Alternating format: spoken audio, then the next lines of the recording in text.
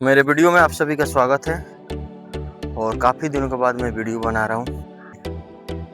अच्छा खासा वीडियो बना रहे थे, मैं देखा रनिंग कर रहा था तो तो देख सकते हैं ये दो भाई हैं लोग।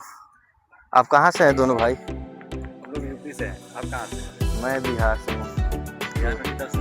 मैं गोपालगंज से हूँ। भाई का वीडियो शेयर कीजिए, आप लोग सपोर्ट कीजिए भाई को। और मैं बता दूँ कि क्या होता है कि जब अपने मुल्क और अपने देश छोड़ने के बाद दूसरे देश में जब अपने यहाँ के आदमी मिलते हैं तो दिल खुश हो जाता है।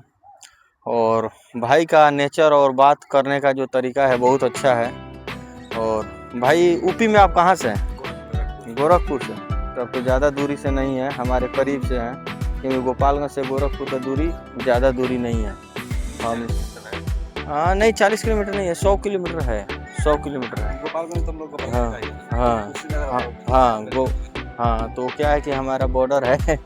और दुबई में कैसा लगता है आप लोगों को? दुबई में बढ़िया, अभी तो हम लोग एंजॉय कर रहे हैं। काम दाम कम है। कितना साल हो गया है हम तो अभी नए हैं, इनको ज़्यादा दिन हो गया। आपको? आपको 3 साल। कौन सा कंपनी में? अभी मैं पहले था आबरा में, आबरा में। और ब्यूंड में। बेउन में कैसा कंपनी? बेउन।